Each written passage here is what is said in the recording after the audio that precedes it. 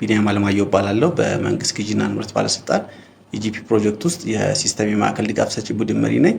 በዛሬው ዕለት የምናየው ኢጂፒ ሲስተም ጋር ተያያዥ በሆኑ ጉዳዮች ነው። ኢጂፒ ማለት ኤሌክትሮኒክ ገቨርንመንት ፕሮኪውመንት ማለት ነው።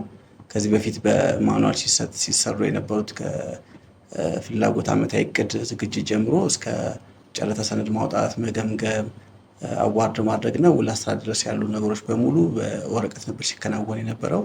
አሁን ላይ ግን በዚህ ፕላትፎርም ኢጂፒ በሚባል ፕላትፎርም አማካኝነት አጠቃላይ ከእቅድ ጀምሮ እስከ ኮንትራክት ክሎዝ አውት ድረስ ያሉ ተግባራት በሙሉ በሲስተም የሚከናወኑ ይሆናል ማለት ነው።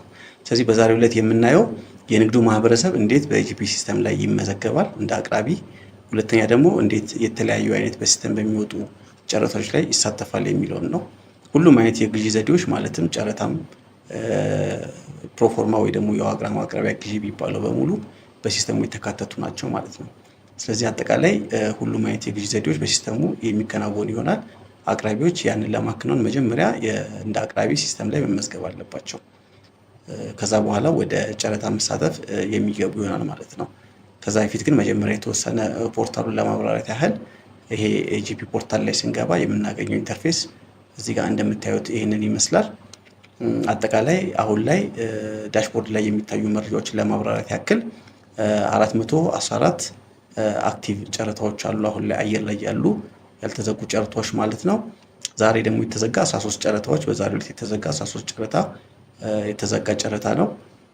ሁለት ጨረታ ደግሞ በዛሬው ዕለት የሚከፈቱ ሁለት ጨረታዎች አሉ። 80 ጨረታዎች ደግሞ በዛሬው ዕለት ፐብሊሽ የሆኑ ጨረታዎች ናቸው። አየር ላይ የዋሉ ጨረታዎች ማለት ነው። ጨረታቸው ተዘግቶ በግምገማ ሂደት ላይ የሚገኙ ደግሞ 2708 ጨረታዎች በግምገማ ሂደት ላይ የሚገኙ መሆናቸውን ነው የሚያሳየው። እዚህ ጋር 2803 ጨረታዎች ደግሞ አዋርድ ተደርጓል ነው የሚለን። እዚህ ጋር የምታዩት ቁጥር በጣም አነስተኛ ነው። ምክንያቱም ይሄኛው ፓርት የለም ነበር በቅርቡ የተጨመረው፣ ለዛ ነው። ከዛ ጀምሮ ካውንት ስለሚያደርግ ነው ቁጥሩ ያነሰው እንጂ አዋርድ የተደረገው ከዛ በላይ ነው። በተለያየ ምክንያት የተሰረዙ 13 ጨረታዎች አሉ በሲስተም ወጥተው፣ ነገር ግን በተለያየ ሪዝን የተሰረዙ 13 ጨረታዎች ናቸው። 41430 ጨረታዎች በዛሬው ዕለት ይህንን በምናሳይበት ወቅት በሲስተም የሚወጡ አጠቃላይ እስካሁን 41000 ጨረታዎች በሲስተም ወጥቷል ማለት ነው። 23186 አቅራቢዎች ኢጂፒ ሲስተም ላይ ተመዝግበዋል። 23186 አቅራቢዎች ኢጂፒ ሲስተም ላይ ተመዝግበው በሲስተም የሚወጡ ማንኛውም ጨረታዎች ላይ እየተሳተፉ ይገኛሉ ማለት ነው። ይሄ በቲን ነምበር ነው። በአማካኝ አንድ ሰፕላየር 4 እና እስከ 20 ድረስ ንግድ ፍቃድ ያለው አለ። በአማካኝ ግን 4 ብንለው ከዚህ ጋር ስናባዛው በ23000 ወደ ከ80000 በላይ አቅራቢዎች በሲስተሙ በተለያዩ ጨረታዎች ላይ እየተሳተፉ ይገኛሉ ማለት ነው።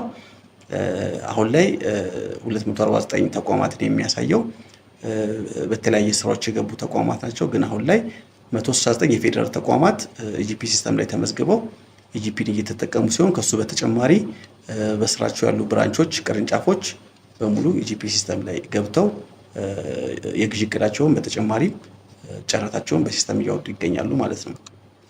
በተጨማሪ የትኛውም ተቋም ዓመታዊ የግዢ እቅድ ፐብሊሽ ተደርጎ ፖርታል ላይ እዚህ ጋር ገብተን ማየት እንችላለን። እያንዳንዱ ተቋም ዓመታዊ የግዢ እቅድ እዚህ ጋር እንደምታዩት ፐብሊሽ ሆኗል ለማህበረሰቡ። ማንኛውም ዜጋ የንግዱ ማህበረሰብ ብቻ ሳይሆን ማንኛውም ዜጋ እዚህ ፖርታል ላይ ገብቶ የተቋማትን ዓመታዊ የግዢ እቅድ ማየት ይችላል ማለት ነው።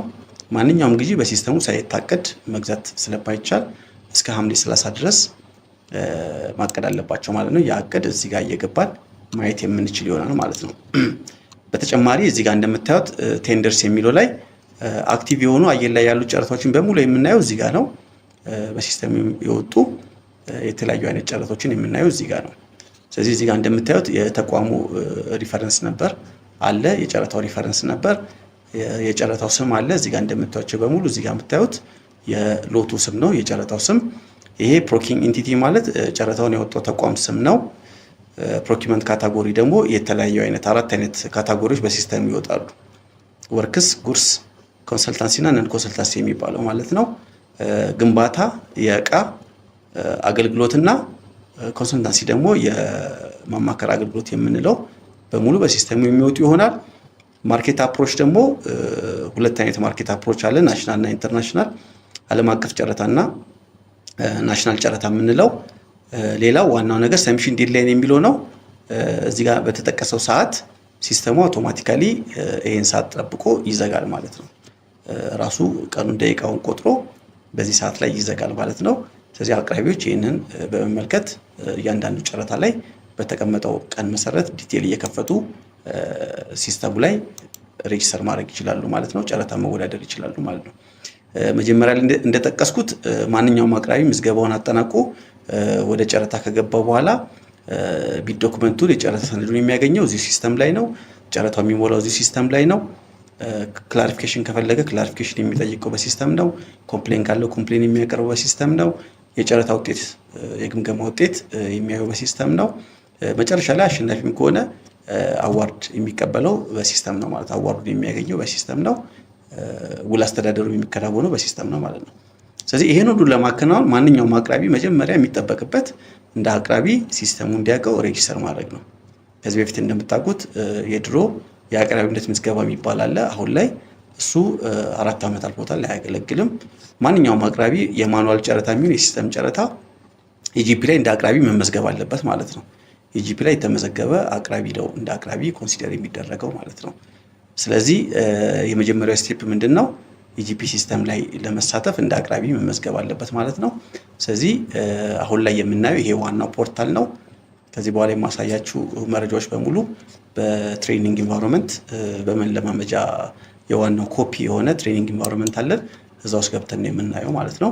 ስለዚህ እዚህ ጋር የማስገባቸው መረጃዎች በሙሉ ለትሬኒንግ ፐርፐዝ የሚገቡ መረጃዎች መሆናቸውን ታሳቢ እንዲደረግ በዚህ አጋጣሚ ጠይቃለሁ። ስለዚህ እዚህ ጋር ይሄ የትሬኒንግ ፖርታል ላይ የምናየው አንድ አቅራቢ ለመመዝገብ የመጀመሪያው ስቴፕ የሚያደርገው ኦልሬዲ ከተመዘገበ የራሱ ዩዘር ኔም እና ፓስወርድ አለው ሎጊን ያደርጋል እዚህ ጋር እንደምታዩት። ነገር ግን ካልተመዘገበ ሳይን አፕ ብሎ ወደ ምዝገባው የሚገባ ይሆናል ማለት ነው አዲስ ተመዝጋቢ ሲሆን። ስለዚህ ሳይን አፕ ይልና እዚህ ጋር ሲገባ ፈርስት ኔም ላስት ኔም ኢሜል እና ፓስወርድ ይጠይቀዋል። ስለዚህ የአቅራቢ ትክክለኛ መረጃውን ይሞላል ማለት ነው። እዚህ ጋር ቲን ነምበር የወጣበት ሰው ስም እዚህ ጋር ይሞላል ማለት ነው። ለምሳሌ አበበ ነው ብለን ላስብ። ላስት ኔሙ ከበደ ከሆነ ለምሳሌ ትክክለኛ ስሙን እዚህ ጋር ይጽፋል። ኢሜል አድራሻውን ያንን ኢሜል አድራሻ ትክክለኛ ቫሊድ የሆነ ኢሜል አድራሻ መሆን አለበት። ምክንያቱም ኮንፊርም ለማድረግ ቬሪፊኬሽን ኮድ ወደ ኢሜል ስለሚልክለት ይሄ ትክክለኛ ኢሜል ካልሆነ ወይ ደግሞ የዚህ ኢሜል ፓስወርድን የማያውቁ ከሆነ የዚህ ድርጅት ባለቤት ኢሜል ላይ ገብቶ ቬሪፋይ ማድረግ ስለማይችል እዚህ ጋር የምንጠቀመው ኢሜል ትክክለኛ ፓስወርዱን የምናውቀው ኢሜል መሆን አለበት። በመቀጠል ኢሜል ላይ ይህን ኢሜል ካስገባን በኋላ ፓስወርድ የሚለው ላይ ትክክለኛ ፓስወርድ የሲስተሙን ፓስወርድ የኢሜላችን ሳይሆን የሲስተሙን ፓስወርድ የምናስገባ ይሆናል። እዚህ ጋር መጠንቀቅ ያለብን ወይ ደግሞ ማስተዋል ያለብን ኖርማል ቁጥር አይቀበልም ወይ ደግሞ ስሞል ሌተር ብቻ አይቀበልም።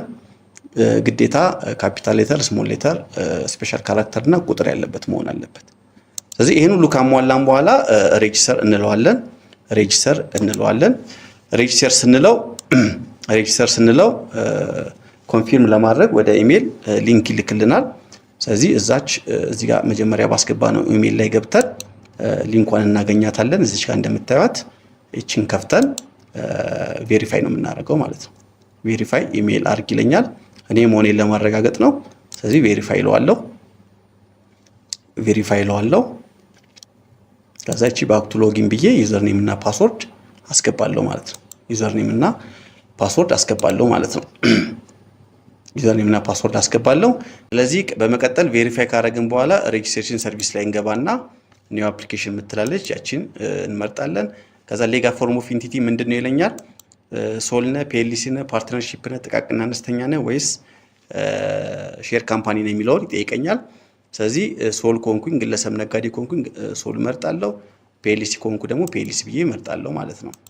ስለዚህ ካንትሪ ኦፍ ሬጂስትሬሽን የንግድ ድርጅቱ የተመዘገበበት ሀገር ኢትዮጵያ ከሆነ ኢትዮጵያ ላለው ቲን ነምበር ይጠይቀኛል። ቲን ነምበር አስገባለታለሁ።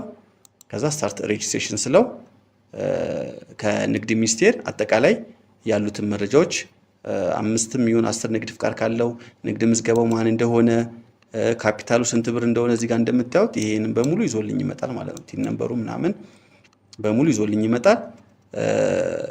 ቫት ሬጂስትሬሽን ነምበር ቫት ሰርተፊኬት ላይ ያለ ቁጥር አለ። ያንን ቁጥር እዚህ ጋር ምን ሞላ ይሆናል ማለት ነው። ትክክለኛ መረጃ ቅድም እንደጠቀስኩላችሁ እዚህ ጋር መሞላቸው መረጃዎች በሙሉ ለትሬኒንግ ፐርፐዝ ብቻ የሚገቡ ናቸው። ትክክል ላይሆኑ ይችላሉ ማለት ነው። ያንን ታሳቢ እንድታደርጉ ጠይቃለሁ። በመቀጠል ስለዚህ ሬጅስትሬሽን ሰርቪስ ላይ ገባለሁ። በመቀጠል ኒው አፕሊኬሽን የምትለዋ ላይ ገባና ሌጋል ፎርም ኦፍ ኢንቲቲ ምንድነው ሶልነ ፒኤልሲ ነው ይለኛል።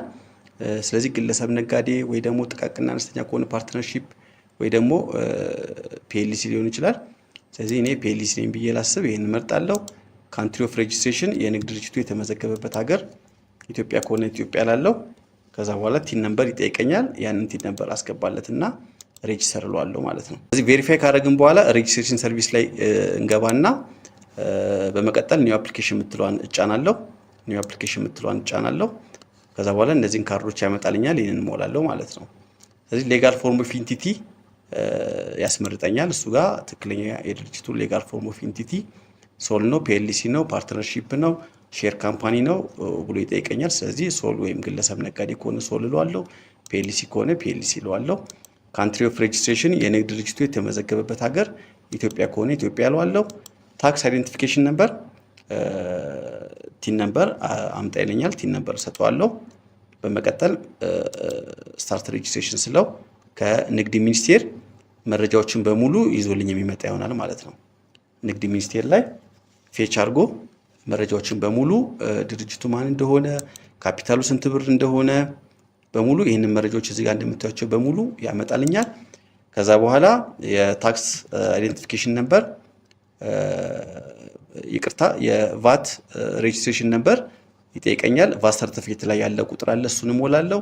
ቫቱ የተሰጠበት ቀን አለ ወይም ደግሞ የተመዘገበበት ቀን፣ እሱንም ትክክለኛ ይሄ ከሆነ ይሄን አስገባለሁ።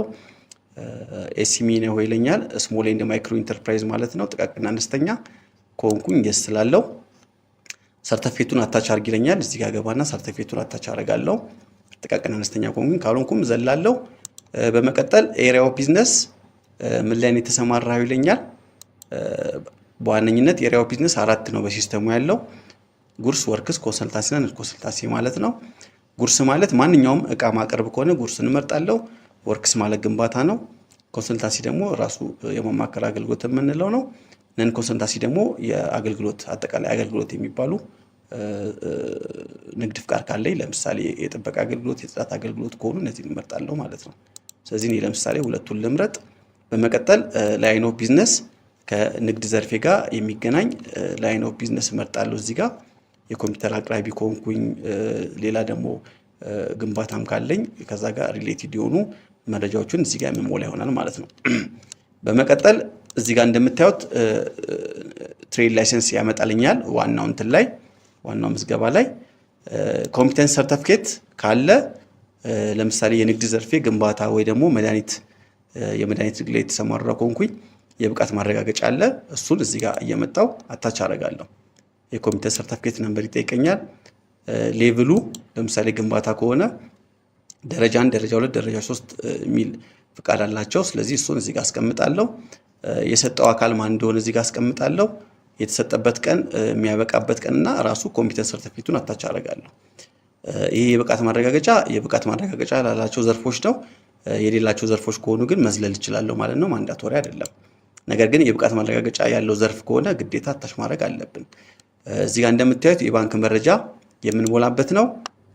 ባንካችን የድርጅቱ ባንክ ማን ነው? ንግድ ባንክ ነው ወይስ ዳሽን ባንክ ነው? እዚህ ጋር የምታያቸው ሊስቶች አሉ። አንዱን መርጥና ብራንቹን ጽፋለሁ፣ አካውንት ነምበሩን ጽፋለሁ። መጨረሻ ስዊፍት ኮድ ካለ አስገባለሁ፣ ከሌለ መዝለል እችላለሁ ማለት ነው። በመቀጠል ፒኤልሲ ነው ስላልኩት ሼር ሆልደሮች አሉ ተብሎ ይታሰባል እና እነዛ ሼር ሆልደሮች 2 የሚሆኑ 3 የሚሆኑ 5 ይሆኑ የነሱ መረጃ ይገባል ማለት ነው አጠቃላይ። ስለዚህ የሼራቸው መጠን ተደምሮ አጠቃላይ 100% ነው የሚሆነው። ስለዚህ የእያንዳንዱ ድርሻ እዚህ ጋር መግባት አለበት ማለት ነው፣ ይገባል ማለት ነው። በመተዳደሪያ ደንብ ላይ ያለው ድርሻቸው በሙሉ ከነ ፐርሰንቱ ይገባል። ፐርሰንቱ ማክሲመም ግን ከ100% መብለጥ የለበትም። መጨረሻ ላይ ይህንን የሰፕላየር አድሚኒስትሬተሩ የጂፒ ሲስተምን እንዲያስተዳድርለት የወከለው አካል ካለ ወይም ራሱ ከሆነ የሱ መረጃ እዚህ ጋር ይገባል። እዚህ ጋር እንደምታዩት ናሽናሊቲ ዜግነቱ ምንድነው፣ ዴዚግኔሽን የስራ ኃላፊነቱ ምንድነው? ማናጀር ነው ወይስ ባለቤት ነው? ኦር ደግሞ ሌላ ሰራተኛ ከሆነ እሱን እዚህ ጋር ሪጅኑን፣ ክልሉን፣ ክፍለ ከተማ፣ ወረዳ የሚለውን በሙሉ እንሞላና መጨረሻ ላይ እዚች ጋር ቴምፕሌት አለች። በዚህ ቴምፕሌት አማካኝነት ፓወር ኦፍ አቶርኒ የውክልና ደብዳቤ ግድ የውልና ማስረጃ ላይሆን ይችላል። እዛው የድርጅቱ ባለቤት የሚወክለው እከሌን ወክያለሁ የሚልበት ደብዳቤ ጽፎ ማህተም መጥቶ በዚህ ፎርማት መሰረት ሲስተም ውስጥ አታች ያደርጋል ማለት ነው። ወደፊት ግን ከሲስተሙ ከናሽናል አይዲ ጋር እውነተኛ የአቅራቢዎችን ማንነት ለመለየት ከናሽናል አይዲ ጋር ኢንቴግሬት እየተደረገ ስለሆነ እሱ ሲጠናቀቅ የኛው ደብዳቤ ይቀርና በናሽናል አይዲ አማካኝነት ትክክለኛ መረጃዎችን የምናስገባ ይሆናል ማለት ነው። ስለዚህ ይሄ ዶክመንት አታች ከሆነ በኋላ መጨረሻ ላይ ሰሚት እናደርጋለን ማለት ነው። ሰሚት ስናደርግ ወደ ፒፒኤ ኢጂፒ ኬስቲሞች ጋር ይመጣል። እነሱ አይተው ትክክል ከሆነ አፕሩቭ ያደርጋሉ። ችግር ካለበት ደግሞ ምዝገባው ይሄን በትክክል አልተሞላም አስተካክሉ ተብሎ ወደ ኋላ ይመለሳል ማለት ነው። ወደ አመለከተው አቅራቢ ወይም ነጋዴ ወደ ኋላ ይመለሳል። መጨረሻ ላይ ትክክለኛ መረጃው ሲገባ አፕሩቭ ይደረጋል። አፕሩቭ ከተደረገ በኋላ አቅራቢው እንደ አቅራቢ ይታወቃል ማለት ነው። ሲስተሙ ያውቃል ማለት ነው። መጨረሻ እዚህ ሰፕላይ ሊስት ላይ ስንገባ ሰፕላይ ሊስት ላይ እዚህ ጋር እንደምታዩት ሰፕላይ ሊስት ላይ ስንገባ ሰርች ስናደርገው እዚህ ጋር ከመጣ የአቅራቢ ምዝገባውን አጠናቋል ማለት ነው። ከዚህ በኋላ ሰፕላይ ሊስት ላይ መወዳደር እንደ ምንድነው ኢጂፒ ላይ እንደ አቅራቢ መወዳደር ይችላል ማለት ነው። እዚህ ጋር የምታዩቸው በሙሉ ምዝገባቸውን ያጠናቀቁ ናቸው ማለት ነው። ስለዚህ አጠቃላይ ከኢጂፒ ምዝገባ ጋር በተገናኘ ባጭሩ ይሄን ይመስላል። ስላዳመጣችሁኝ አመሰግናለሁ። መልካም ጊዜ